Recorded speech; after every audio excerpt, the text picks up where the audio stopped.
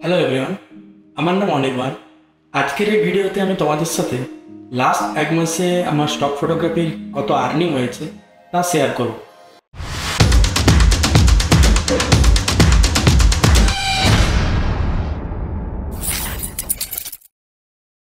তো আমার লাস্ট এক মাসের এক্সপিরিয়েন্স থেকে আমি টোটাল 5টা পয়েন্ট তোমাদের সাথে শেয়ার করব। এক, আমি কী কী স্টক প্ল্যাটফর্ম ইউজ করেছি এই সময়ে। তো প্রথম স্টক সাইট যেটা আমি ইউজ করি সেটা হচ্ছে শাটারস্টক। তো শাটারস্টক দিয়ে আমি আমার স্টক ফটোগ্রাফি জার্নি শুরু করেছিলাম। আর সেকেন্ড হচ্ছে অ্যাডোব স্টক, এটাও খুব বড় একটা স্টক এজেন্সি। আর হচ্ছে পয়েন্ট 5। তো এটা বেসিক্যালি আমি ইউজ করি শুধুমাত্র স্টক ভিডিওগ্রাফির জন্য, এটাতে আমি কোনো ফটো দিই না। কিন্তু এটাতে ফটোও দেওয়া যায় আর মিউজিকও সেল করা যায়। দেন ফোর্থ হচ্ছে ডিপোজিট ফটোস। এটা একটা বড় এজেন্সি আর এটাতে ফটো ভিডিও বোথ সেল করা যায়। আর তারপর হচ্ছে ড্রিমস টাইম। তো ড্রিমস টাইমেও আমি ইমেজেস আর ভিডিওস দুটোই আপলোড করি আর দুটোই। আর লাস্ট হচ্ছে অ্যালামি। তো অ্যালামিটাও খুব পপুলার একটা স্টক এজেন্সি, বাট অ্যালামিতে কোনো রকম ভিডিও শেয়ার করা যায় না। দুই, আমার কারেন্ট পোর্টফোলিও স্ট্যাটাস কি? তো অ্যালামিতে আমার ছবি দেখাচ্ছে 122, কিন্তু যেসব ছবিগুলো আমার রিজেক্ট হয়েছে সেগুলো নিয়ে ওই নাম্বারটা।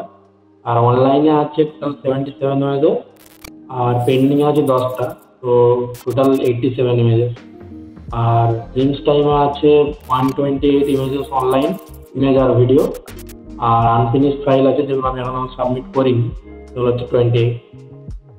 আর এইখানে ডিপোজিট ফটোজে টোটাল 249 অনলাইন আছে, ইমেজ আর ভিডিও মিলে। তো ইমেজ হচ্ছে তার মধ্যে 144 আর ভিডিও হচ্ছে 105। তো তারপর হচ্ছে পয়েন্ট 5। তো পয়েন্ট 5-এ আমার টোটাল আমি ভিডিও সাবমিট করেছি 278। তার মধ্যে রিসেন্ট যেগুলো সাবমিট করেছি সেগুলো এখনো পেন্ডিংয়ে আছে। আর এটা হচ্ছে অ্যাডোব স্টক। তো অ্যাডোব স্টকে আমার টোটাল ফটোজ আর ভিডিওস মিলিয়ে 129 আইটেম আছে। তার মধ্যে ফটোজ হচ্ছে আমার 58 আর ভিডিওস হচ্ছে 71। তো এই হচ্ছে আমার পোর্টফোলিও। আর শাটারস্টক যেটাতে আমার সব থেকে বেশি বড় পোর্টফোলিও এখন, কারণ শাটারস্টকে একটু ইজিলি ছবিগুলো অ্যাপ্রুভ হয়ে যায়, ছবি ভিডিও অন্য সাইটগুলোর তুলনায়। আর এখানে এডিটোরিয়াল ছবিগুলো ইজিলি অ্যাপ্রুভ হয়।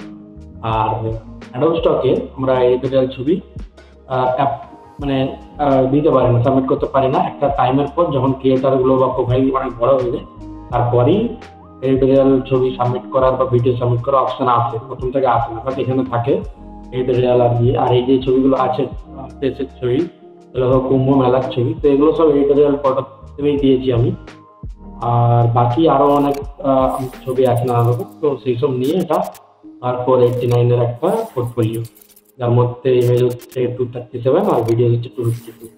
এবার এখানে আরেকটা ক্যাটালগ আছে, যেটা হচ্ছে যে এই ডেটা ক্যাটালগ, যেখানে কিনা ইমেজ আছে আমার 49 আর ভিডিও হচ্ছে 6।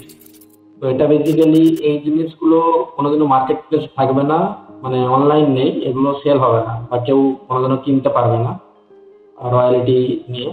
এগুলো বেসিক্যালি এরা এদের যে এআই আছে বা এদের সাথে বিভিন্ন যে এআই সাইটগুলো যেগুলোতে ফটো জেনারেট হয় বা জেনারেটিভ এআই দিয়ে ছবি টবি তৈরি হয়, তাদের সাথে লিঙ্ক করা আছে। তো এই ছবিগুলো ওখানে অ্যাজ এ রেফারেন্স ইউজ হবে। আর এইগুলো ওদের ডেটা, যে এআইগুলো যে ডেটাবেস সেগুলোকে ট্রেন করার জন্য, এআই ট্রেন করার জন্য ইউজ করবে এই ছবিগুলো। আর এগুলোতে এরা ওয়ান টাইম হিসেবে একটা অ্যামাউন্ট কিছু টাইমের পর অ্যাকাউন্টে অ্যাড করে দেয়। এবার সেটা কোনো ভ্যালু মানে ফিক্স নেই। এবার ওদের একটা সার্টেন অ্যামাউন্ট থাকে, সেটা ওইভাবে ওরা ডিস্ট্রিবিউট করে দেয় সমস্ত ক্রিয়েটারের মধ্যে বা সমস্ত কন্ট্রিবিউটার অ্যাকাউন্টগুলো।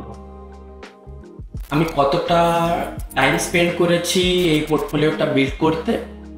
তো আমার এই যে পোর্টফোলিওগুলো আছে মানে সব জায়গায়, তো এই পোর্টফোলিওগুলো বিল্ড করতে আমার লাস্ট আমি শুরু করেছিলাম বেসিক্যালি ডিসেম্বরের এন্ডে। তো যখন শুরু করি তখন শুধুমাত্র শাটার স্টক আর আডাব স্টক এই দুটো আর ফন্ট 5 নিয়েই শুরু করেছিলাম। কারণ এই তিনটে প্ল্যাটফর্ম হয় তখন আমি আপলোড করতাম, আর আমি আপলোড করতাম একই ধরনের ছবি বা ভিডিও। মানে তোমরা যদি আমার পোর্টফোলিওটা দেখো, আমি দেখতে এখন তো দেখবে দেখো এখানে যে ছবিগুলো আছে সব একই ধরনের ছবি, সব এগুলো কুম্ভর সব পোর্ট্রেট ছবি পারফর। তো আমি এইভাবেই আপলোড করতাম ছবিগুলো, মানে একই ধরনের ছবি একসাথে আপলোড করতাম। তারপর সেগুলোর কিওয়ার্ডও সেম হতো, সব কিওয়ার্ড সেম, লোকেশন সেম। আর ডেটও যেই ডেটে আমি তুলেছি সেই ডেট চেষ্টা করতাম যে সেই ডেটেরই যেন ছবি হয় পার্টিকুলার, সব ছবিগুলো একসাথে একই ডেটে। তাহলেও আমার ওই এডিটিং এর টাইমটা কম লাগতো, কারণ আমি সবই ম্যানুয়ালি এডিট করতাম।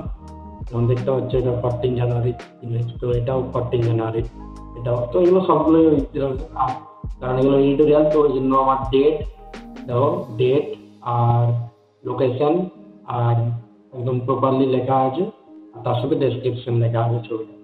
এইভাবে সমস্ত এই ছবিগুলো করা আছে।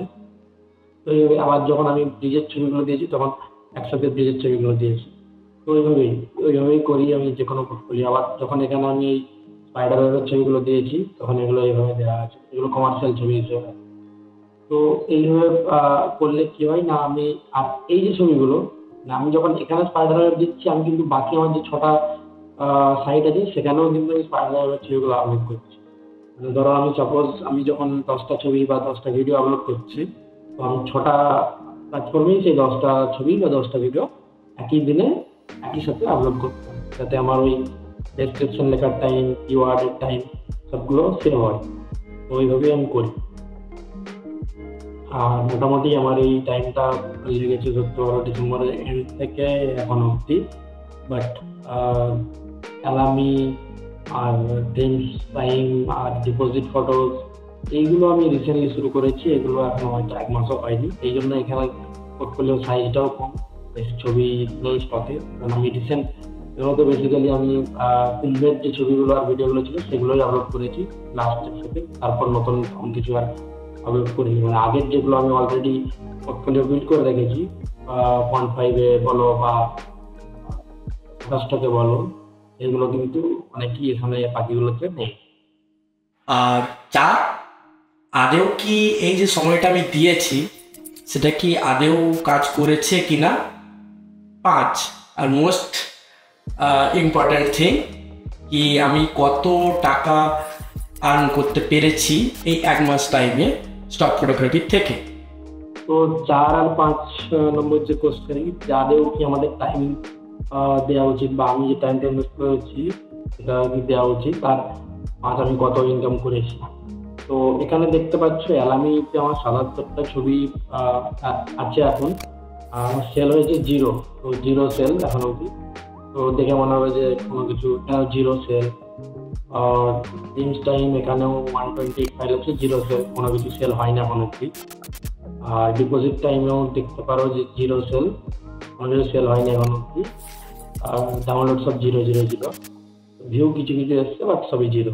আর একইভাবে এখানে আমার ফন্ট 5-এও 278 কালেকশন আছে, বাট ব্যালেন্স দেখো 0। তো এগুলো দেখে মনে হচ্ছে যে আমি যে টাইমটা দিয়েছি লাস্ট 1 মাস 1.5 মাস টাইম ধরে, 1.5 মাসের মতন হয়ে গেছে মতো। তো ওই টাইমে কিছু লাভ হয়নি, জাস্ট পোর্টফোলিও বিল্ড করেছি। এখানে কোথাও 250টা ছবির পোর্টফোলিও, কোথাও 100টা, কোথাও 100টার কাছাকাছি। তো ওটাতে কিছুই লাভ হচ্ছে না। আর আমার টাইমটাও লেগেছে প্রচুর, এই প্রায় ধরো 1 মাস টাইম লেগেছে আমাকে কিওয়ার্ড রিসার্চ করতে হয়েছে, বাট কিছু এরকম কিছু রেজাল্ট কিন্তু নেই।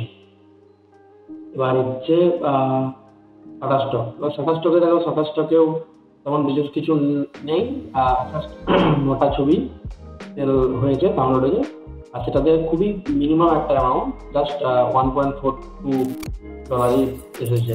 তো এই হচ্ছে আমার মান্থলি, মানে 8টা এই মাসে ফেব্রুয়ারিতে হয়েছে, জানুয়ারিতে একটা সেল হয়েছে, ওটাই।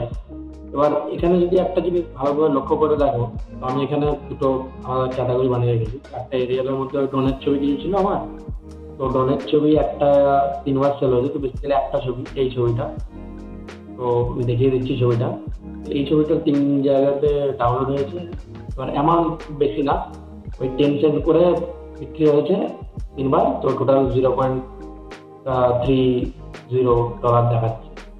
আর মহাকুম্ভের দেখো, মহাকুম্ভের ছবিগুলো কিন্তু আমি এখনো আপলোড করে চলেছি, এগুলো এখনো ডাউনলোড হচ্ছে। তো এগুলো অলরেডি শেষ হয়ে আসছে কুম্ভ মেলা। তো এখানে আমার 5টা ছবি ডাউনলোড হয়েছে, আর সেখান থেকে আমার $1.02 জেনারেট হয়েছে। আর আমার টোটাল কুম্ভের ছবি আছে 80টা মতো। তো এখানে দেখতে পাচ্ছ যে দুটো ছবি আমার $0.360 হয়েছে, আর দুটো আছে $0.10। তো এগুলো যেগুলো বুঝতে পারছো যে আমি কি করেছি না, এটা জাস্ট ইভেন্ট একটা হয়েছে, আমি এখানে ছবি দিয়েছি, সেই ইভেন্টের ছবি কিন্তু ডাউনলোড হচ্ছে। তার মানে কি, আমি যেটা বলেছিলাম আগে, যে যদি আমরা ইভেন্টের ছবি বা যেগুলো আপকামিং ইভেন্ট আসছে বা পপুলার সেই ধরনের কালেকশন যদি আমাদের আগে থেকে বানানো থাকে, আমি যদি আরো আগে বানিয়ে রাখতে পারতাম, তাহলে হয়তো আমার আরো বেশি সেল হতো। আমার আপলোড করেছি ধরো আমি ফিরে আসার পর, মানে আমি 14 তারিখ তখন আমি ফিরে এসেছি বাড়ি 17 তারিখ 18 তারিখ পর, তারপর আপলোড করতে শুরু করেছি। তো আমি এগুলো আপলোড করেছি প্রায় ফেব্রুয়ারি ফার্স্ট উইক অব্দি লেগে গেছে টাইম অ্যাপ্রুভ হতে। তারপর এই সেলগুলো হয়েছে, হয়তো দেখতে পাচ্ছ এই সেলগুলো সব কিন্তু ফেব্রুয়ারি সেল। এই দেখো সব এগুলো ফেব্রুয়ারি মাসের, জানুয়ারি মাসের সেল কিন্তু না, এগুলো সব ফেব্রুয়ারি মাসেরই সেল। ফেব্রুয়ারিতেই 8টা সেল হয়েছে টোটাল। তো পোটেনশিয়াল আছে, বাট এখন তেমন কিছু দেখতে পাচ্ছ না বা দেখা যাচ্ছে না। আমিও সেইভাবে কিছু টাইম দিয়েছি 1.5 মাস ধরে, বা ডিসেম্বরে এন্ড থেকে, সেই হিসেবে কিছুই না এটা। আর 500টা ছবির পোর্টফোলিও হিসেবে তো এটা কমই। তো এবার আসি অ্যাডোব স্টকে। তো অ্যাডোব স্টকে দেখতে পাচ্ছি এখানে সব থেকে বেশি 6টা ডাউনলোড হয়েছে। তো 6টা ডাউনলোড থেকে আমি $5.38 আর্নিং হয়েছে। আর প্রত্যেকটা সাইডেই তোমার আর্নিং যদি $75 হয়, বা কিছু কিছু সাইডে আছে $30, তো বেসিক্যালি ওই 25টা ধরে রাখতে পারো অ্যাভারেজ। $25 হলে তবেই কিন্তু তুমি টাকা তুলতে পারবে। এবার টাকা তোলার জন্য তোমার পেপাল বা পেওনার বা ওই আরো কি ধরনের আরো অ্যাকাউন্ট থাকে, মানে বেসিক্যালি 3টে পেপাল অ্যাকাউন্ট থাকলে ওটার থেকে তোমরা টাকাটা তুলতে পারবে। $25 হয়ে গেছে। আর এখানে যদি আমি স্ট্যাটিস্টিকটা দেখাই, এখানে দেখো আমার একটা ভিডিও সেল হয়েছিল, ওটা $2.8, ভ্যালুটা একটু বেশি। আর এই ছবিটা বিক্রি হয়েছে $1.05। বাকি এগুলো 0.56, আর এটা 0.49 আর 0.46। তো অ্যাডোব স্টকের যে ভালো ব্যাপার, অ্যাডোব স্টকে আমার যদিও ছবি কম, 129 ফটোজ আর ভিডিওস মিলে আমার পোর্টফোলিও, কিন্তু এখানে কিন্তু 6টা ডাউনলোড থেকেই আমি $5.38 জেনারেট হয়েছে, মানে অ্যাডোব স্টকের তুলনায় অনেকটা বেশি অ্যামাউন্টটা। তো অ্যাডোব স্টকে যেমন রয়্যালিটির পরিমাণটাও বেশি, সেরকম ফটো বা ভিডিও যে ওরা অ্যাকসেপ্ট করে, তো ওদের প্রসেসটাও একটু লেন্দি হয় তুলনামূলক। মানে যখন তুমি এখানে কোনো ছবি আপলোড করো, তারপর যখন তার রিভিউ থাকে, তো রিভিউ অনেক বেশি টাইম লাগায় অন্য প্ল্যাটফর্মগুলোর তুলনায়। মানে এরা বলে আপ টু 8 উইকস, তো অলমোস্ট 8 উইকস লাগিয়ে দেয় কখনো কখনো।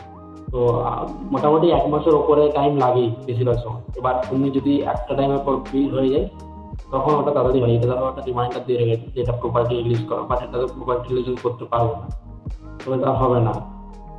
এখানে যেগুলো নট অ্যাকসেপ্টেড হয়েছে, দেখো অনেক ছবি নট অ্যাকসেপ্টেড হয়েছে, অনেক ধরনের ছবিও নট অ্যাকসেপ্টেড, যেগুলো কিনা আমার টাটা স্টকে বা বাকি অন্য সাইটগুলোতে ডিপোজিট ফটোস বলো বা সালামি বলো বা ড্রিমস টাইম বা Quant5, ওখানে কিন্তু এগুলো অ্যাকসেপ্টেড আছে, বাট এখানে হয়নি, এখানে রিজেক্ট করে দিই। তো এখানে একটু কোয়ালিটি চেকটাও একটু হার্ড হয়।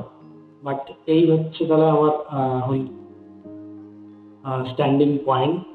তো অ্যাডোব স্টকে দেখতে পাচ্ছি 6টা ডাউনলোড থেকে 5.38, আর এখানে 9টা ডাউনলোড থেকে 1.4। তো যে টাকাটা আমি এখন কিন্তু তুলতে পারবো না, বাট তবু আমার যেটা মনে হচ্ছে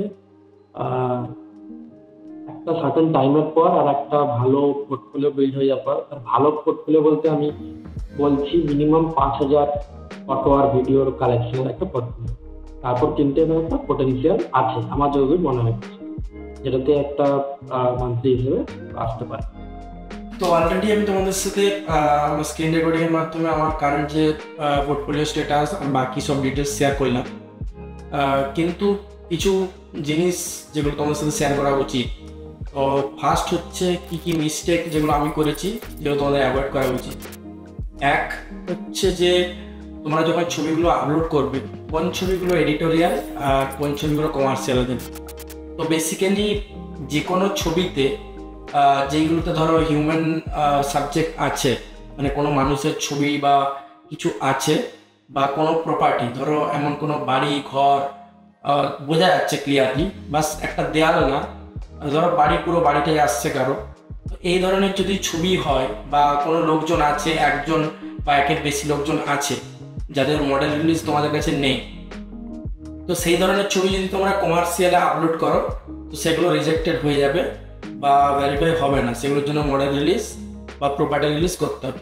এই মিস্টেকগুলো অ্যাভয়েড করবে।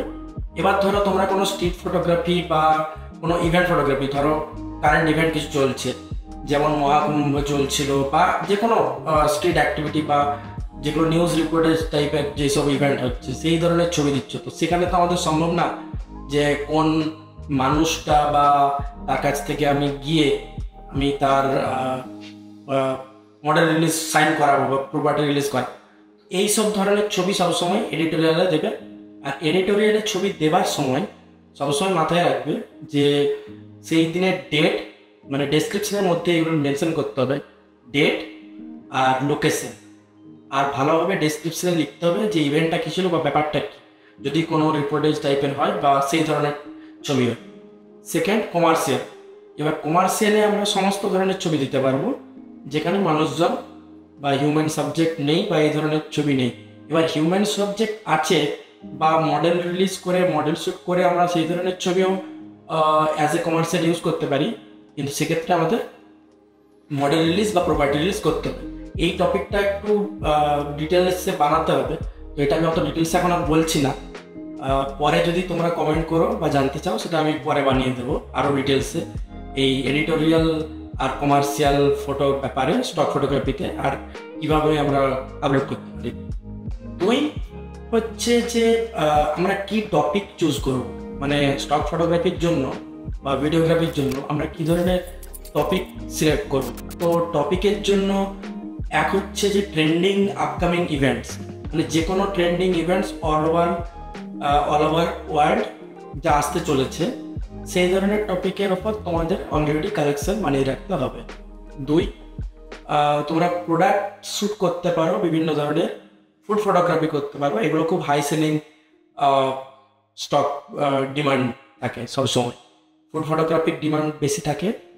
আর বিভিন্ন প্রোডাক্ট, যে কোনো প্রোডাক্ট, সে মেডিসিন হোক বা এ ধরনের ইউনিকভাবে তুমি যদি ছবিগুলো তোলো, সেইগুলোর চান্স থাকে হাই সেল হওয়ার।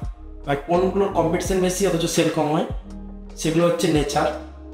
কেন না, নেচার হচ্ছে আমরা বাড়ির থেকে বেরোনোর সাথে সাথে নেচার দেখতে পাই, সবাই গাছপালা, মেঘ, আকাশ, জল, নদী ছবি তুলে আপলোড করে, প্রচুর কালেকশন প্রচুর বেশি আছে, তো ওই জন্য ওই ধরনের ছবিগুলো সেল কম হয়। বাট হ্যাঁ, তুমি যদি ভালোভাবে ওখানে যদি তোমার ইউনিকনেস নিয়ে আসতে পারো আর খুব ডাইভার্স একটা পোর্টফোলিও বানিয়ে রাখো, তো ভবিষ্যতে তোমার ওই ধরনের ছবিও সেল হবে। আর কি না, যে কোনো কমার্শিয়াল ছবি যদি তুমি মডেল রিলিজ করে খুব ভালোভাবে একটা এমন ধরনের ছবি বানাচ্ছ যেগুলো কিনা পরে কমার্শিয়াল ইউজ হতে পারে, সেই ধরনের ছবিও কিন্তু ভালো সেল হয়। আর এডিটোরিয়াল ছবিও খুব ভালো সেল হয়, যেগুলো আপকামিং ইভেন্ট আসবে বা যেগুলো হচ্ছে, ধরো এই মহাকুম্ভ চলছে, তো মহাকুম্ভের ছবি তুমি দিলে তো সেল হওয়ার চান্স বেশি থাকে। 3 নম্বর হচ্ছে যে এটার থেকে কি আদৌ আমাদের একটা আর্নিং সোর্স ক্রিয়েট হতে পারে বা এটা কি আদৌ রিলায়েবল কিনা। তো হ্যাঁ, অবশ্যই স্টক ফটোগ্রাফি আমার যতদূর মনে হয়েছে বা এখন মনে হচ্ছে যে স্টক ফটোগ্রাফি একটা ভালো আর স্টেবল বলবো না, কারণ আপস অ্যান্ড ডাউন সবসময় থাকবে স্টক ফটোগ্রাফিতে, কারণ আমরা জানি না কোন মাসে আমাদের কতগুলো ছবি সেল হবে কি কোন মাসে হবে না। বাট একটা টাইমের পর, মানে একটা টাইম বলতে তুমি যখন একটা ভালো পোর্টফোলিও বিল্ড করে নেবে যেখানে তোমার 5,000 10,000 ফটো ভিডিওর কালেকশন থাকবে, তারপর তুমি একটা মান্থলি একটা মিনিমাম একটা স্টেবল ইনকাম তো আশা করতেই পারো, আর ভালো একটা প্যাসিভ ইনকাম সোর্স ক্রিয়েট হতে পারে। কিন্তু সেটার জন্য তোমাকে প্রচুর টাইম ইনভেস্ট করতে হবে আর একটা ভালো স্টক ফটোগ্রাফির যে প্রোফাইল তা তোমাকে তোমার পোর্টফোলিওটা বিল্ড আপ করতে হবে সেখানে। তো যদি আমার এই ভিডিও থেকে তোমাদের কিছু হেল্প হয়ে থাকে মনে হয়, তাহলে অবশ্যই আমার চ্যানেলটি সাবস্ক্রাইব করে নিও আর আমার এই ভিডিওটিতে লাইকও করে দিও। আর ভবিষ্যতেও আমি ফটোগ্রাফি রিলেটেড আরও ভিডিও তোমাদের জন্য বানাবো। আর যদি কেউ নতুন থেকে থাকো যারা স্টক ফটোগ্রাফিতে অ্যাকাউন্ট বানাতে চাইছো বা অ্যাকাউন্ট ক্রিয়েট করতে চাইছো, তো তারা ডেসক্রিপশনে আমার লিঙ্ক দেওয়া থাকবে, রেফারেল লিঙ্ক, তো সেটা ইউজ করে তোমরা তোমাদের পোর্টফোলিও বা স্টক ফটোগ্রাফি জার্নি স্টার্ট করতে পারো। Thank you, bye by.